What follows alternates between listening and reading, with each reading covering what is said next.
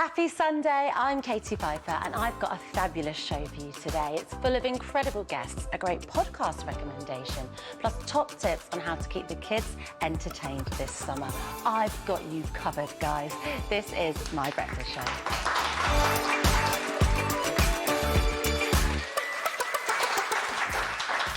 Welcome everyone, sink yourself into that sofa because it's time to introduce my glamorous guests, and they really are glam today, believe me. Sophie Ellis-Bextor has gone from murder on the dance floor to absolutely killing it with her kitchen disco sellout tours and her ever-expanding book catalogue. I could go on, but for now, let's just say she's one incredible lady.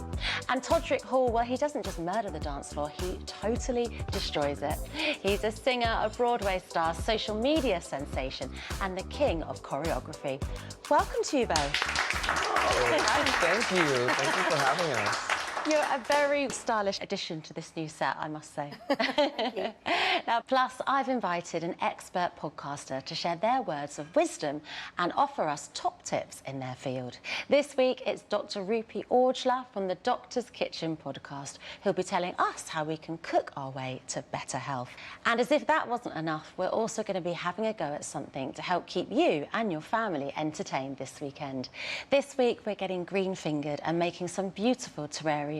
But before all that, I'm focusing my laser attention on my two guests. So let's skip the small talk and get stuck straight in, because I want to know, what's your background? I mean, your phone backgrounds. Because I think it's quite revealing. It says quite a lot about somebody. So, Sophie, I'm going to start with you. What's your background? So sometimes my background is not chosen by me. I don't know if this happens to you as well, but sometimes my kids hijack it and I'll find I have some image from a video game or something as the background. Oh, nice. At the moment, it's one I've chosen, and it's a picture from quite a while back, actually. It's an old picture from when we went to visit our old nanny Claire in Skegness. So the little one on the right, that's Jesse, and he's now 6. So he must be 5 years ago. That's Ray on the left. We're in a beautiful miniature village. I was going to say, are they really big children, or is that a miniature village? My children are enormous, and I like to capture it. Yeah, no, I'd plonked them right next to all these tiny little houses, and I don't know about you, but I love a miniature village. Yeah, we this always is a proper, do you? Yeah, this is a proper like 50s, 60s one. It's adorable. Yeah. So yeah, I was getting lots of lovely shots, and it was a really beautiful day. Yeah, we even went swimming in the sea that day. I love the concept that you're not in control of what your phone background is, and the children just do it themselves. Absolutely. I mean, to be honest, quite often I don't know where my phone is, and it's with them. I mean, it's like just, you put it down for one, it's like, he's taking it now. Yes. So, Todrick, what about you? What's your background? Well, my miniature village is out of commission at the moment, so I have a picture of me and Beyonce as my screen. Yeah, saver. Let's have a look. Oh, That's wow. pretty cool. That's beautiful. Yeah. Thank you. It's one of my favorite things in life. Every time I'm having a down day, I just like put that picture up and everything is all right. I might have that as my screensaver. Well, listen, you're welcome to Photoshop your face on top of mine at any moment if you want.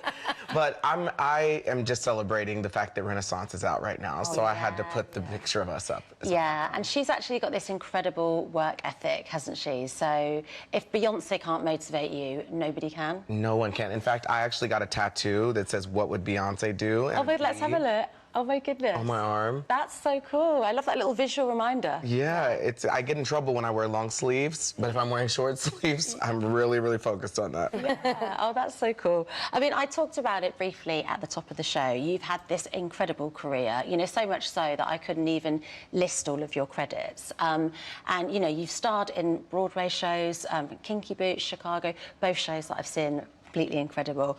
Like we said, you've been choreographing for Beyonce, RuPaul's Drag Race. You went on to win an MTV Awards with Taylor Swift. I mean, there's nothing you haven't done, but it all had very humble beginnings in a fast food drive-thru, is that right? Yes. Actually, yes. People don't remember that, but I did my first video on a flip phone, like a flip cam video at the drive-thru at McDonald's, which is probably still my favorite restaurant. I know it's really sad to say, but I'm with you. I was there this morning. Nice. Okay, I think we've got that video. Let's have a look. I have a complicated order. Okay, go ahead. Are you listening? Yes, sir. Well, yeah, I want a number 6 Supersize with the Sprite and large fries.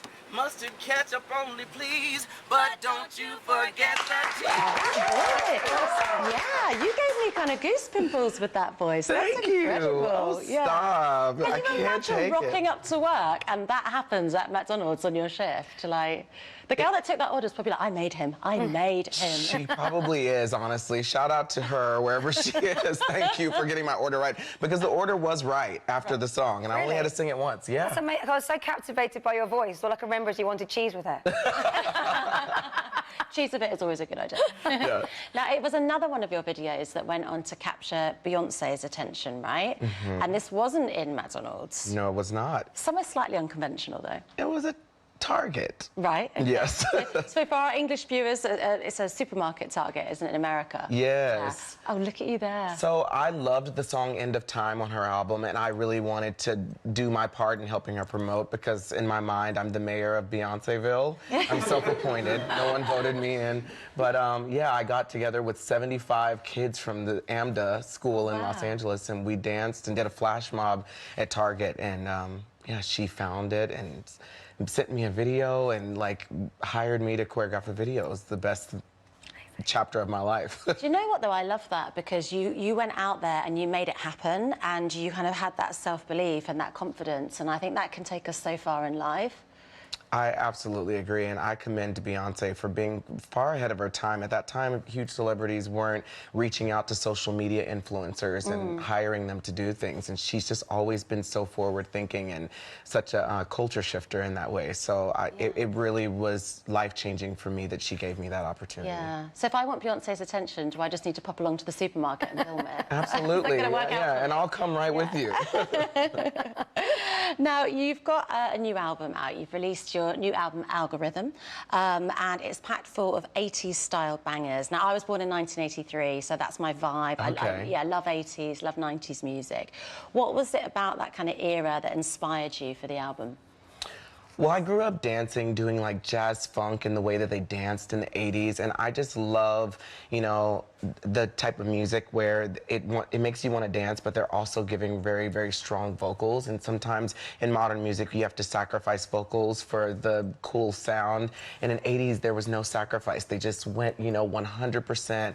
Everything they had, they gave in their videos and in the vocal studio. They were just leaving their blood, sweat, and tears like on the mic. You know what I'm saying? I do know exactly what you mean, yeah. Yeah. I love the album cover as well. That's cool. Thank you. It was inspired by Janet. I mean, the 80s just was such an iconic decade in our history, and so I just wanted to pay tribute to that with this album. Yeah. Well, speaking of bangers, we've actually got one of your latest tracks here. It's Prima Donna. Let's have a look at this. Oh, fun. Strike a pose, you little Madonna. Let the music set you free. Hey mama, bring the passion, baby, free. The drama, the girls were broken free. Madonna. Oh my goodness. Okay. Hold on a second.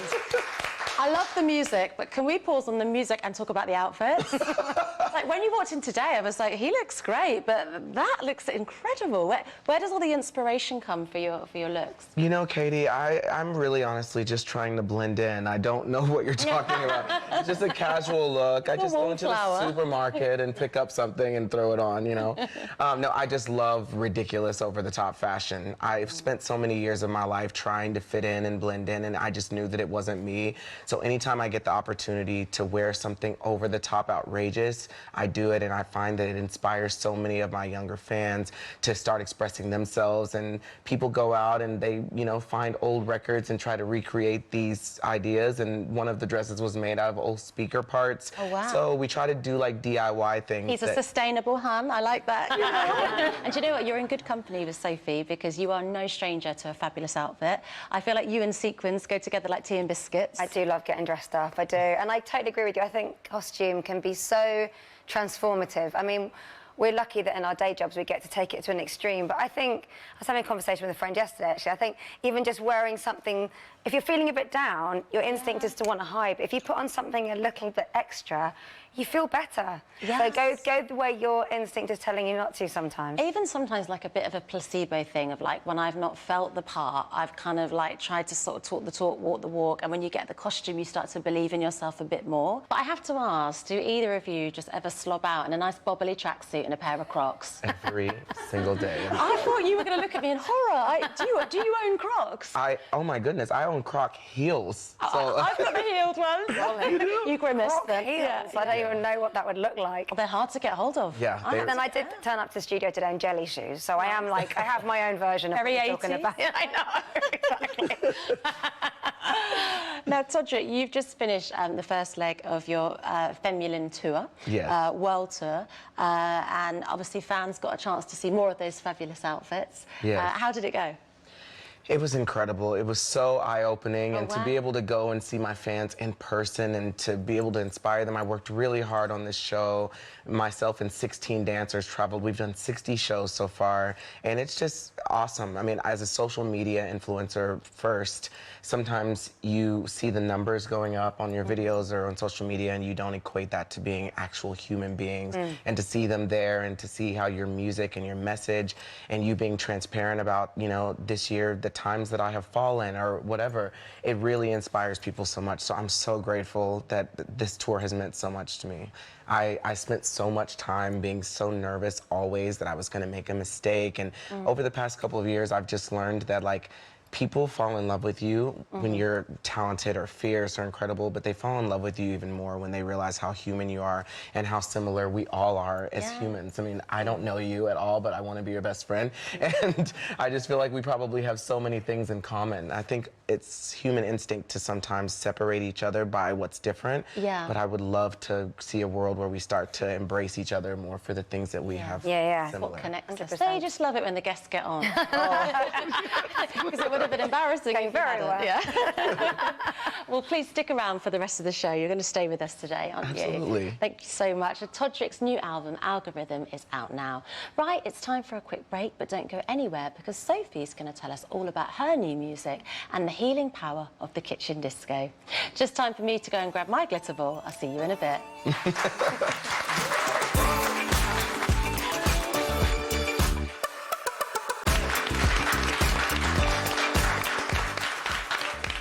Welcome back to Katie Piper's Breakfast Show. My two wonderful guests, Sophie Ellis-Bextor and Todrick Hall, are here all morning. Now, we're going to be talking all things disco with you in a minute, Sophie. But first, it's time for our Sunday Scroll. So every week, I make it my mission to explore the internet for you guys and dig out some of the most entertaining, most inspiring, or even just the most ridiculous things online to freshen up your feed. So here's something to get you inspired this week.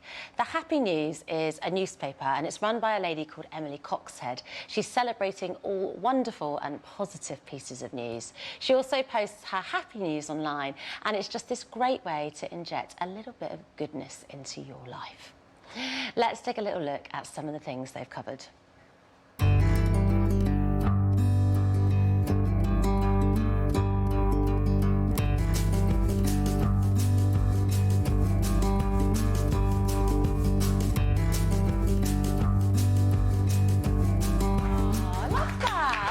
Gorgeous. Kind of pulls at the heartstrings a little bit. That's really lovely. Yeah, and when the news can sometimes be a bit bleak, can't it? So, yeah. Yeah. Is that up your street? Do you like that kind of thing? Yeah. One of my life goals is to be on the beach when the sea turtles, the baby sea turtles, hatch and walk towards the ocean. Yeah. I just think it's so beautiful. So as soon as I saw that, I was like, Yeah. I wanted to double tap the screen, but it was too far away.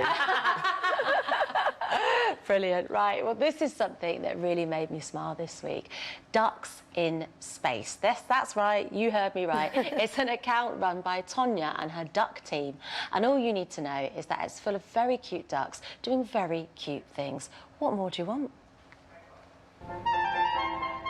Oh, my goodness. Oh, no.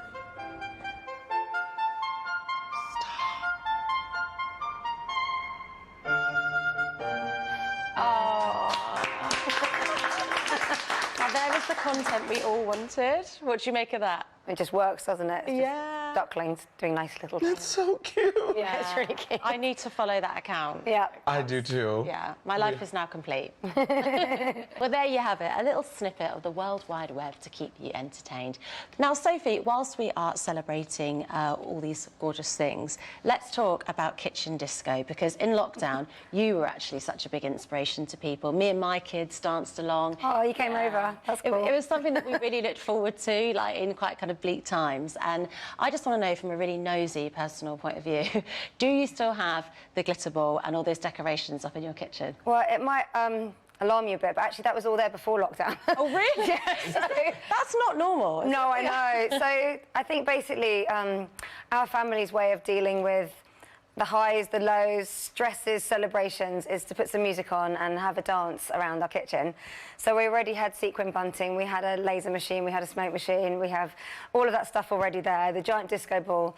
And it was weird because that's always been something we've done, but lockdown really made sort of sense of that instinct in a way, because I think sometimes going towards something a bit silly and flipping the script and just sort of releasing tension by jumping around and just dancing and singing, it was so necessary at that time when the news was so heavy and couldn't see anyone. So finding that community through our regular Friday night kitchen discos was really special. And a bit like Todrick was saying about when you do something on social media and you've got an abstract notion of numbers, but this summer, like actually getting out and doing a kitchen disco tour and actually seeing people, it's been properly moving. I've adored it. Yeah. I feel like when your kids have people over for play dates, you must be the cool mum to have like a disco ball in the kitchen, laser lights. Like that's quite unheard of at the schools. Yeah, I don't know what they think of it really. I do know they do not bat an eyelid. If I kind of wander through the house wearing some sequin creation, they just don't even really notice because it's quite commonplace. Yeah. So we're actually going to get a deeper look into your kitchen because you and your husband have released a cookbook. Oh yes, phew, I didn't know what you meant there. Are you starting to opened all your cupboards. It's not a cleaning show. We're not going to get the magnifying glass. We've got several items that are out of date. Fabulous book here. Is this something you've always wanted to do, to write a cookbook? Actually, yes. So about 5 years ago, I think, we started talking about doing a cookbook. Richard's a brilliant cook. I love cooking. My mum's always cooking. Richard's dad was a chef. We've sort of surrounded ourselves with people who get excited about what they're going to make to eat next. And obviously, every time we cook as well, we have a minimum of 7 mouths to feed.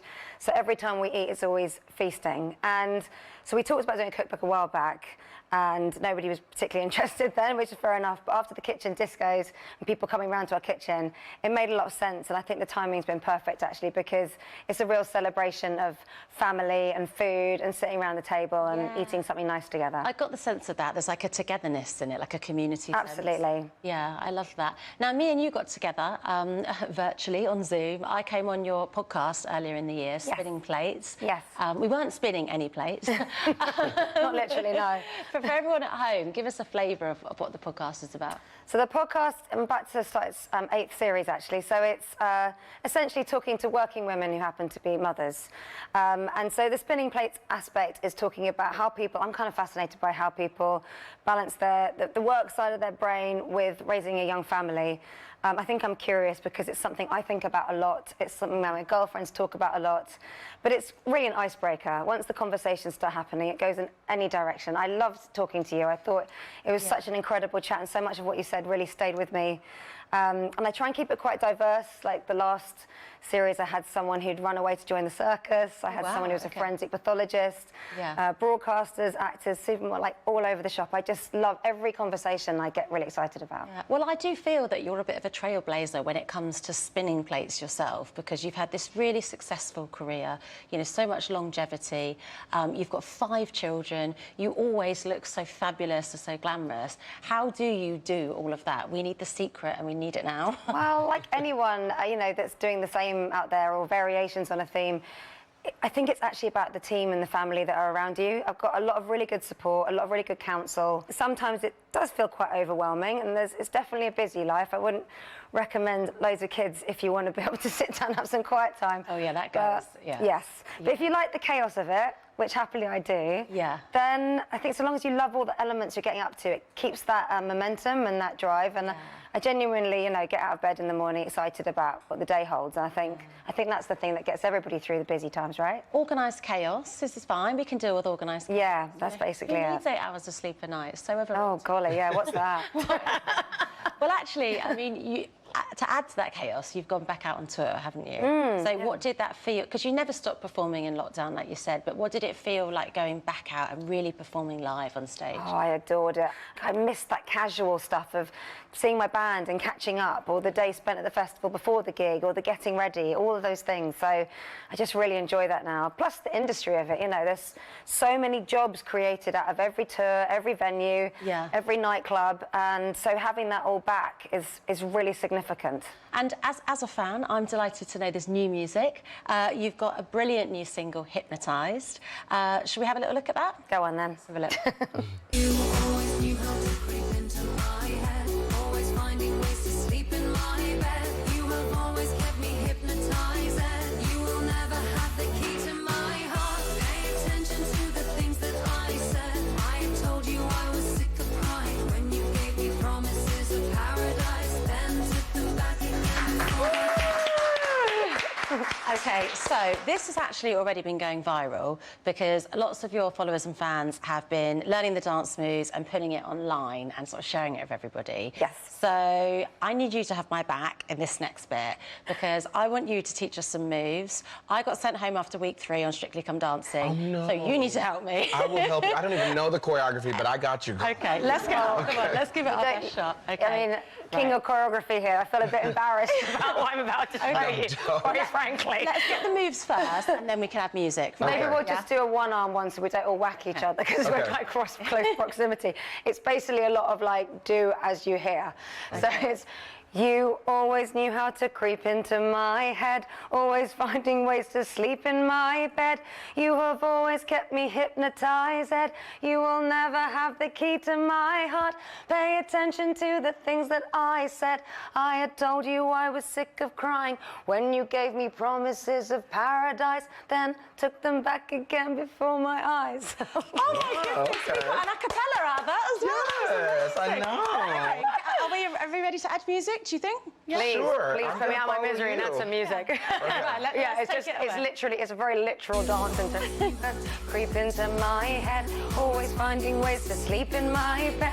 You have always kept me hypnotized, and you will never have the key to my heart. Pay attention to the things that I said. I had told you I was sick of crying when you gave me promises of paradise, then took them back again before my eyes. Awesome, guys! Let's take it on the road. Yes, we're ready for tour. Oh my gosh, let's go on the road. It's I so don't good. feel like I'm going to get hired anytime soon. I'm not sure. Beyonce, did you see us? Are we going to go viral? I think so. If we do, it means it went wrong, probably.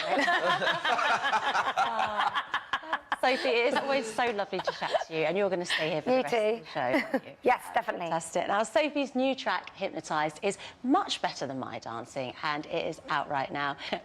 Time for a little break, but stay right where you are, because we're going to be going from the disco kitchen to the doctor's kitchen with the brilliant Dr. Rupi Aujla, who will be explaining how great grub can help our health. See you in a tick.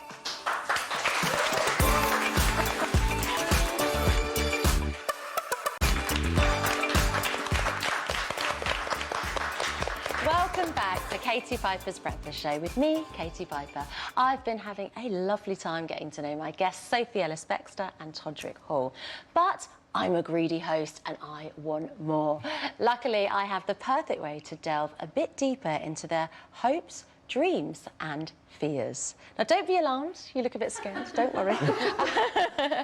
Basically, this is just going to be a round of a game that I call Complete Me. So it's really, really simple. How it works is I'm going to start a sentence and I want you to complete the sentence. And that's it. Okay. It's easy. It can't go wrong. OK? So we've got you. So, Sophie, I'm going to start with you. When I was a kid, I wanted to be... Oh, well, my first love, I think, was actually acting. I don't know if I was very good at it, but I liked the idea of being an actress, and took it even as far as imagining what I would wear if I won an Oscar. Oh, wow. Wow. When I won an Oscar, I think would have been more my terminology at the time. Yeah, I was very... Oh, into look the at idea. this. So this is your diary entry, 1995. Yeah, you know, I found this quite recently, and it really made me laugh. I mean, I wish my handwriting was still like that. It's now illegible. It's obviously me really trying. But yeah, I've basically said, I've just finished my mock GCSEs, and I don't think they went I think they went okay, but it doesn't really matter because I'm going to be a very famous actress soon. Very famous with Oscars. Confident. Yeah. Yeah. And this is what I did, my outfit, big But slit look up at the the power front. of manifestation. That's the dress on your cookbook. It's very simple, yes. Cookbook, Oscars, they're all in the same category now. Very fitting. Yeah, I just was very, yeah, I think I just already had like another little headspace I was drifting off towards. I mean, it even says I'm into kitsch, tack and glitter glamour. So there you go. And I love that you addressed yourself like, hello, darling. I know. You were fabulous even then. It's funny, isn't it, when you don't really, you sort of recognise a little bit of yourself, but also not. Yeah. Where I said, I'm a rather strange girl. It's like, okay, fair enough. Still am. What about you, Todrick? Did you always know that you wanted to be a performer, or was there something else? I used to want to be a zoologist, but now after seeing that photo, I feel like I really needed to step it up. I want to be saying hello, darling, to my younger self. That is the most iconic thing I've ever seen in my entire life. Yeah. I can't even deal with it. I don't think we should talk about me anymore. I think we should just put that picture up. I want that to be my new background on my phone, honestly. Absolutely, yeah. That's the I think level we've of stuff. redressed the balance when it was me had a background of Skegness and you had Beyonce. Now I feel like we've redressed the balance a bit. It's good. Please text me that photo. We'll be done. Okay. Okay, Todrick, what about this one? I'll never forget.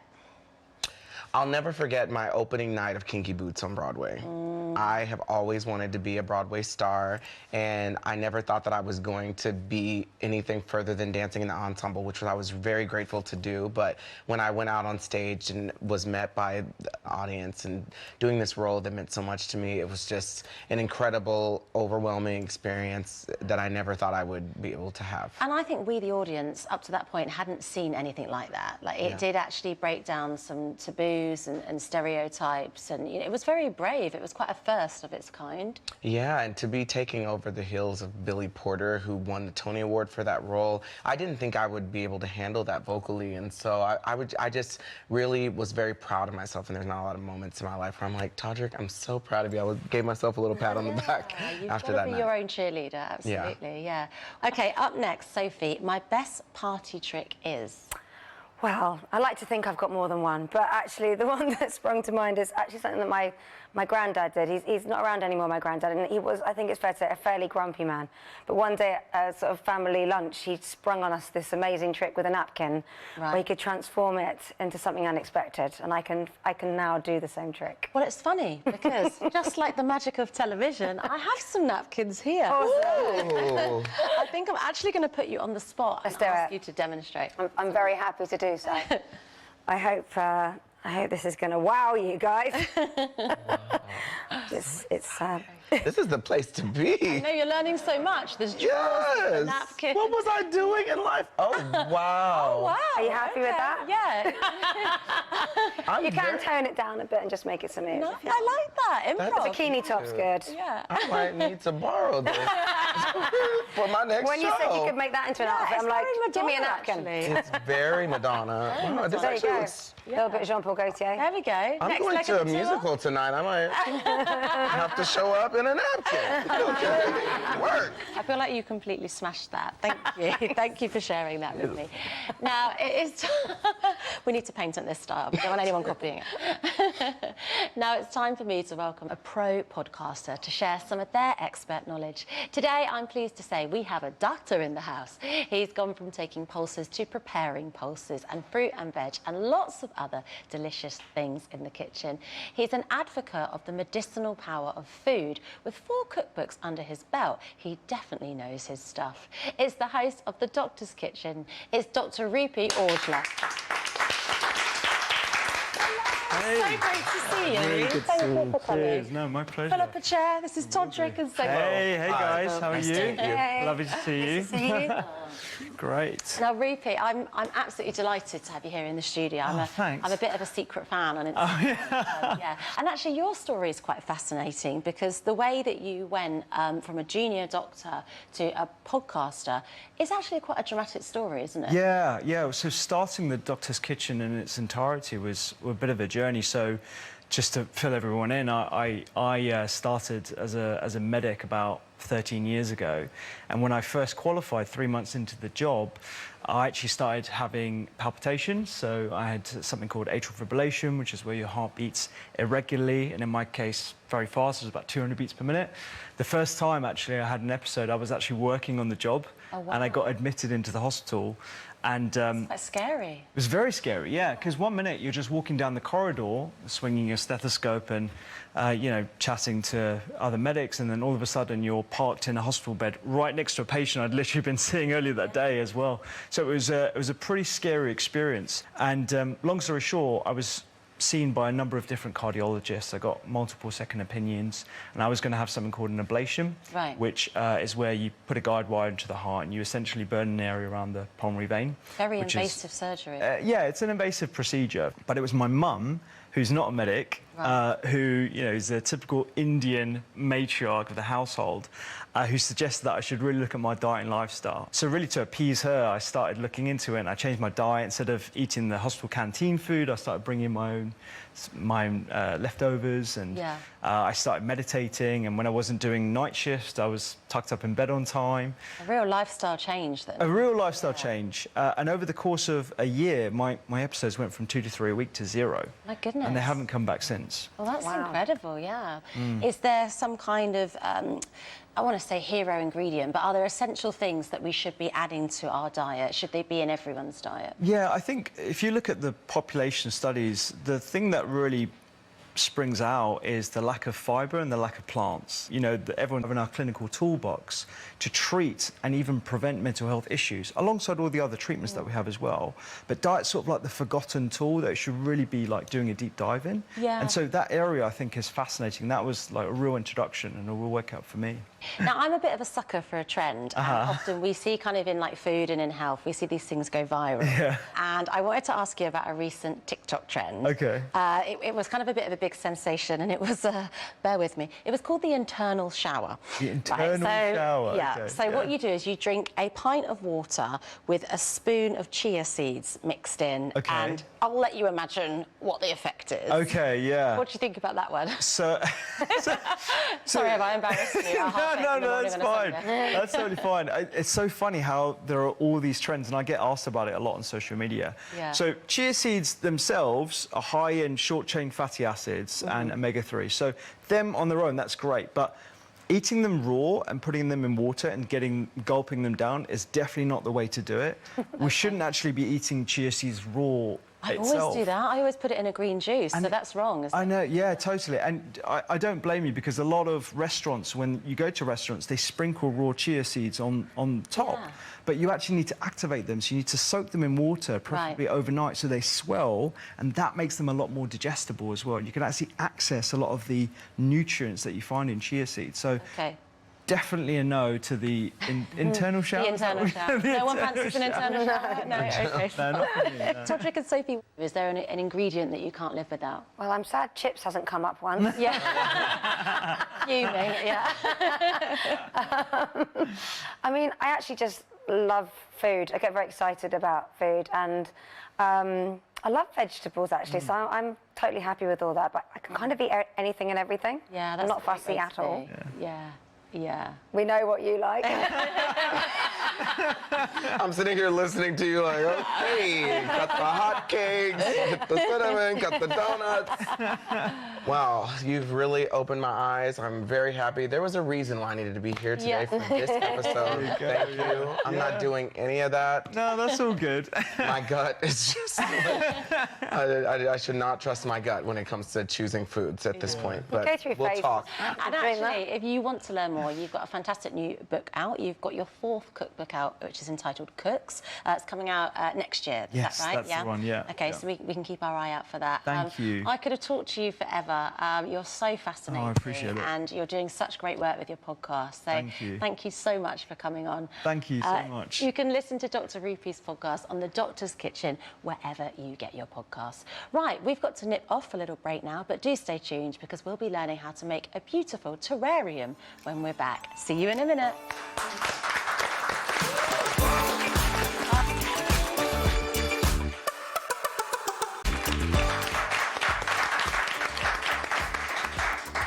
Hello and welcome back to Katie Piper's Breakfast Show. Sophie Ellis-Bextor and Todrick Hall are my guests this morning, and shortly we're going to be getting green-fingered with some terrariums. And if you don't know how beautiful they can be, don't worry, you soon will. Well, depending on how good we are at this. But now I want to take a moment to shine a light on somebody who isn't ordinarily in the limelight, but absolutely deserves to be. So every week, me and my guests will be celebrating an amazing person who's inspired us in some way in a little feature that I'm calling the Sunday Celebration. What about you, Todrick? Has there been somebody in your life that's inspired you? Oh, absolutely. I mean, Beyonce inspires me, of course. But I have a teacher that found me when I was 6 or 7 years old in the library, and she was the gifted and talented teacher. She came into the library and she found me and brought me into the group. She introduced me to theater and took me to see the Nutcracker Ballet. And I honestly don't know if I would be the person I am today without her in my life. Oh, does she know that? I think she does know that. I sing her praises in every playbill. She's in every bio, and she's come to see me in every Broadway there show, she is, every concert. She's so sweet, an incredible woman. Yeah, that's great. How great for her to know she's had that impact on your life. I think we all need somebody to give us that chance and believe in us so we can sort of go out there and manifest it and make it happen. Yes, absolutely. Yeah. I love her so much. That's a gorgeous picture. What about you, Sophie? Is there someone that inspires you? So I've gone for someone I've only met recently, but she helped break a new world record when I was at Camp Festival the other day. And she was leading the troops in it was nearly 600 people. There's 598 people who all took part in a synchronized disco dance routine. Oh, wow. Claire Hodgson herself is MBE because she runs a charity that helps inclusivity with lots of kids of different ages and different challenges, but getting them moving. But this was incredible. It was raising money for a cancer charity, the Ellen MacArthur Fund, but it was just so joyful. I mean, what a thing to see and be part of. So I'm sort of stood behind the cameras here, like doing bits of dancing. I did a kind of like little rally and cry at the beginning, but it just filled my heart to see all these people do that. I'm like wobbling about in the background. Look at you, there you are. Yeah. Oh, that's a gorgeous picture. Isn't it really, really fun? After the past few years as well, to see everyone out there moving together, connecting, like that's the joyful stuff we want to see. Exactly. And look, my 3-year-old snuck in down. Oh, Mickey, he definitely wasn't part of the 598. Loving his dress sense as well. That got a sequin cape and went over it. I need that jacket in my size. Oh, it's amazing. Thank you for sharing those. It's really nice. It's good to hear a bit of good news, isn't it? It's yes. Yeah. But it doesn't end there. Online, I'm always on the lookout for new things to try. So I'm sure we've all had the experience of going down a bit of a rabbit hole at 1 o'clock in the morning watching cake decorating videos, right? Tell me I'm not the only one. So this week, I spotted something that looks like a great activity to try. And as a bonus, you actually end up with something really beautiful to decorate your home with. So, Sophie and Todrick, we are about to get crafty. Take a look at this.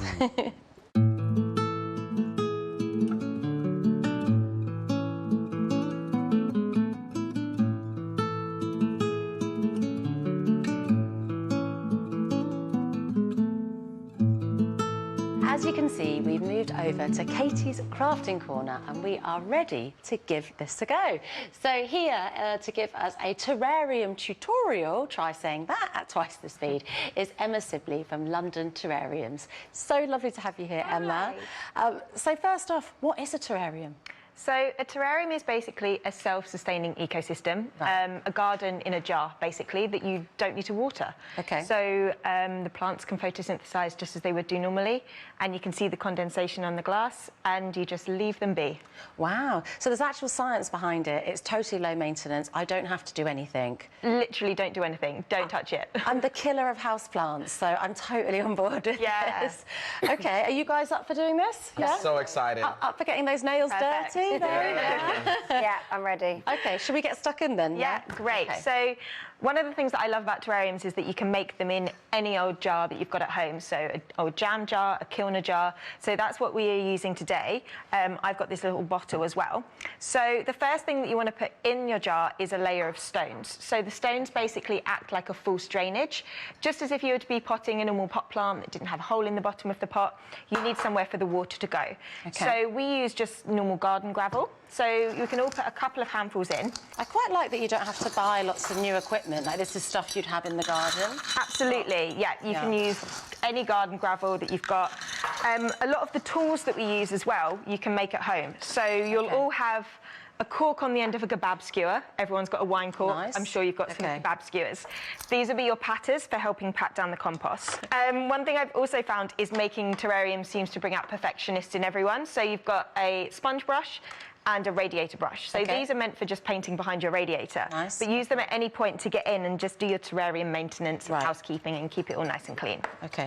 So after your stones are in, you've got about kind of a centimetre in there, that should be fine. Okay. We want to use something known as activated charcoal. So that's this stuff here. You guys have got it in your little cup. Yeah. Activated charcoal, it basically filters the water. Because we're creating these, putting a lid on them, the water circle is going to go round and round. So we just want 2 teaspoons of the charcoal in your jars on top of your stones. Okay. And there's quite a bit of history behind these terrariums, isn't there? Yeah, absolutely. So the first terrariums were actually made during the Victorian times. Right, okay. So this isn't anything new? This has been around... No, yeah, it's actually its 3rd resurgence. So really big in the Victorian times. Then it had a massive resurgence in the 1970s with a big houseplant boom then. Yeah. And then it's background now. So I think a lot of people think it's a real modern thing, but I love the history behind it. Okay, right, this is the messy So bit. this is the messy bit, the compost. So you want to put in about fill your jars about halfway up with the compost. So this is just a peat-free houseplant compost. Okay. I would always go peat-free just because it's really bad to take peat from the environment. Right, okay. And it makes it quite claggy. How are you guys getting on? Are you destroying my carpet? We're crushing it over here. And are there particular plants that work more than others in this then? Absolutely. So you want to use a plant that's really happy in the high humid environment that we're making. Okay. So we've all got these photonias, which are the bright kind of pink ones. You guys have some white ones over there as well. Okay. There'll be about 3 or 4 in each pot, so you can break them apart and share them amongst yourselves. The other thing we've got is just a common ivy. So if you have any ivy in your garden, you can just take a cutting of that and use it in a terrarium. Also, we've got ferns and this little ficus ginseng, which is one of my favourites because it's like a little tree. Yeah. So once you're happy with your compost, I'm going to take one of these bowls and we can just break the plants up. Oh, that feels so wrong. I know. Breaking up nature. But they're happy, they're happy. Lovely. Yeah. So you can see in each pot you've got about 3 different plants. There's destruction going on over here. I can feel it. Carry on. Mine is a little bit of a... She's special plant. The special terrarium. Once they're out of the pots, they kind of look a bit like this, and that's exactly what you're aiming for. Take either your finger or one of the sticks and make a hole in the compost, and then use your tweezers to pop your plants in. That's where they really come in handy. So it's not for my eyebrows. Sophie, yours are quite big, those tweezers, actually. Oh, look at Sophie's. Yeah. Oh, my goodness. Oh, I love this bit of moss. This is my favourite bit, the moss. Yeah. So this is just called bun moss, but you can use any kind of moss that you've got in your garden, on a wall. And you just want to take a little clump of moss, and you can just take the bottom bit off as well. Okay. Or use your scissors to take it off. There we go. And again, make a little hole and put your moss in. Again, the tweezers are super handy. Once you are happy with your terrarium and you've dusted it all down, you basically need to give it the initial water, and this should really be the only watering that you need to give it. Okay. So I would suggest using a mister, a water sprayer, rather than pouring water in. Okay. So we just get into your jar and just spray about 3 times. So 1, 2, 3. There you go. Yes. 2, 3. Okay. And then you can put your cork on. Lovely. How long would you expect it to last?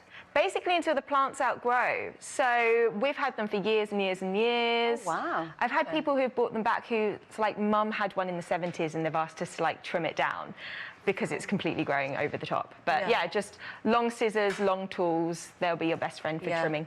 Okay, let's have a look at yours, Todrick. Let's see. No, I don't want you to be intimidated. Because not everybody is as, you know, advanced in the terrarium community as I am, but... Perfect. I like Pretty good, actually. Thank you. I think I went a bit too Sophie. gung-ho. I put in pretty much every plant that was offered to me. I like the enthusiasm. Yeah, I was an enthusiastic terrariumist. I mean, it's beautiful and it's low maintenance, just like my guests. Thank you so much, No Emma, worries, for showing thank you us for having this. me. Oh, it's been absolutely wonderful. And if you fancy having a go at one of Emma's workshops, then do head to her website, London Terrarium. Sadly, that's it for today. I've had a wonderful time here, and I hope that you've enjoyed watching at home. And if you did miss any of the show, don't worry, then you can catch up on the ITV Hub. A huge thanks goes to my guest, Sophie Ellis-Bextor. Paul. And, of course, Emma. Have a great rest of your Sunday, guys, and I will see you next week. Bye-bye.